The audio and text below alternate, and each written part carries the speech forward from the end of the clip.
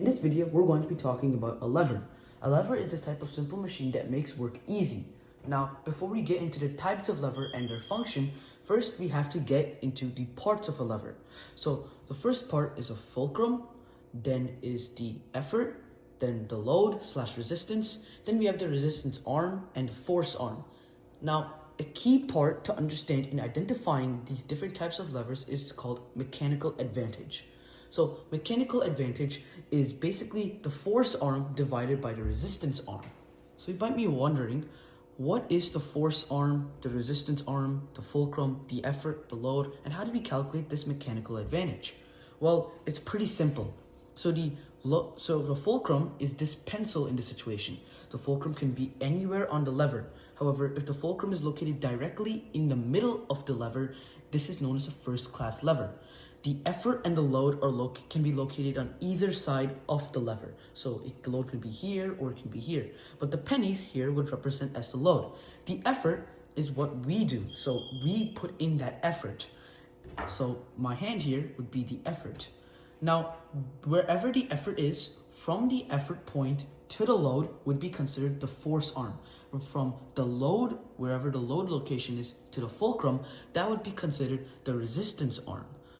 This is how it looks like in a first class lever, but for the second class lever, it could be modeled differently. But first, we're just going to be focusing on the first class lever.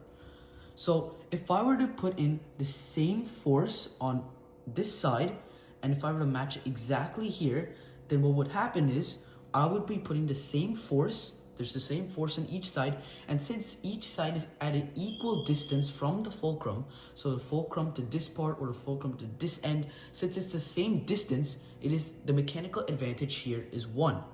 So let's try to picture that through math. Let's say now we see over here that there are 6 inches from this part to this part and 6 inches from this part to this part. So we have the length here being 6 inches. Now, let's say if I put 2 newtons here, and let's say the pennies stacked on top of each other is also 2 newtons, if I multiply by that, we get 12 equals 12. And since they're both equal, and what we do here is to figure out the mechanical advantage, we have to divide the force divided by the resistance. Here, the force is represented by 6 times 2, as I did over here. 6 in the length, 2 newtons, and over here 6 in the length and the penny stacked on top, let's just say that's also 2 newtons. That would be the resistance. So 12 by 12, which is basically the force divided by the resistance, which makes up our mechanical advantage. And since 12 divided by 12 is 1, our mechanical advantage is 1. So in other words, to figure out the mechanical advantage for a first class lever, the mechanical advantage has to either be greater than 1, equal to 1, or less than 1. Now, let's say the fulcrum was not located directly in the middle, but let's say it was located somewhere here.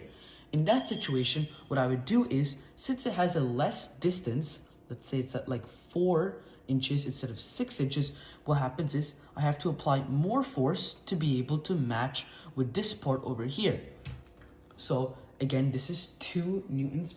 This is 2 newtons over here, but instead of it being 12, it's 8.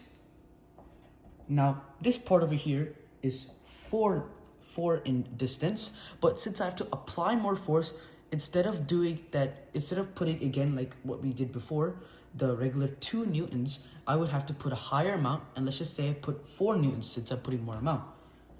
So we get 16 equals 16, that makes sense, and we find the force divided by the resistance, which again equals 1. So that again matches our description for the first class lever. So it doesn't really matter wherever the fulcrum is, we have to make sure the mechanical advantage for the first class lever is always greater than, equal to, or less than 1. Also, if we're not able to figure out the mechanical advantage, then we can figure it out using its visual description. If the fulcrum is located exactly in the middle, then it's obviously going to be a first class lever. Now we're going to be moving on to a second class lever. Now the thing about a second class lever is that the fulcrum's not in the middle, the load or the resistance is in the middle, and the effort's on this side. In this situation, I'm going to have to use the same effort to be able to get this into an equal elevation or in a parallel straight line.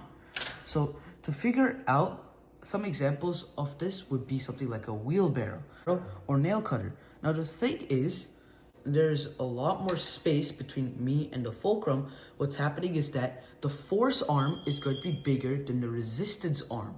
So in that situation, since the force arm is always going to be bigger than the resistance arm, we can tell from the mechanical advantage that the mechanical advantage has to always be greater than 1.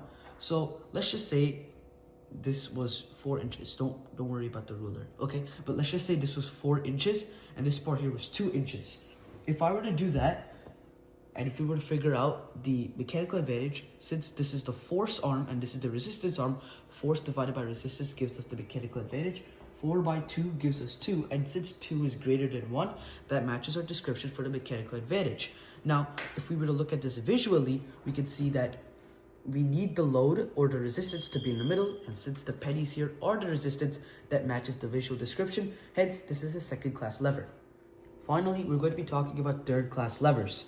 So instead of the load or the fulcrum being in the middle, the effort's going to be in the middle, or in other words, my hand is. So we're going to have this on either side, and all I'm going to do is just lift it up. Now the thing about this is, since the effort is in the middle, what happens is that this creates a greater resistance arm compared to a force arm. So the force arm would be this big, but the resistance arm would be this big. So it would be basically almost twice as long. So if we were to have the fulcrum at 12 inches here and the load at 0 inches and the effort at 6 inches, what happens is, since we're doing the force arm divided by the resistance arm, the force here would be 6 because it's 6 over here.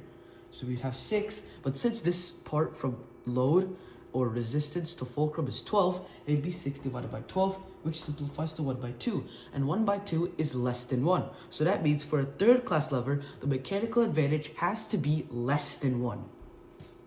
And if we were to just look visually, we have to see that the effort is in the middle at all times. If you want an easy way to memorize it pictorially or visually, you can think about it like this. Free, except there's no second E. So here for first class levers, the F would come first, so the fulcrum would be in the middle. And then the second letter, R, here, the resistance would be in the middle. And then lastly, the E for third class lever, the effort would be in the middle. Okay, and that's how you can memorize it pictorially. Another way, if you don't have it pictorially, it's just using the mechanical advantages. So the first class lever, all it does is the mechanical advantage has to be either equal to 1, less than 1, or greater than 1. For the second class lever, it's always greater than 1. And for the third class lever, the mechanical advantage is always less than 1. Some examples would be scissors. We have the fulcrum in the middle, the effort over here, and the load over here. Like the paper, when I cut, that would be the load. For an example, for the second class lever, we have this pot holder here. So the fulcrum, instead of being located in the middle, it would be located in the end over here. Since it's holding on, we would have the resistance over here, and then we would have the effort on this side over here. And lastly, for third class lever, we have these tongs, which is another example. So the fulcrum would be located over here, the effort would be located in the middle, and the resistance, which is something that I would hold over here, that would be the resistance, and that would be located on this end over here. So we basically can find these simple machines or these levers in everyday use.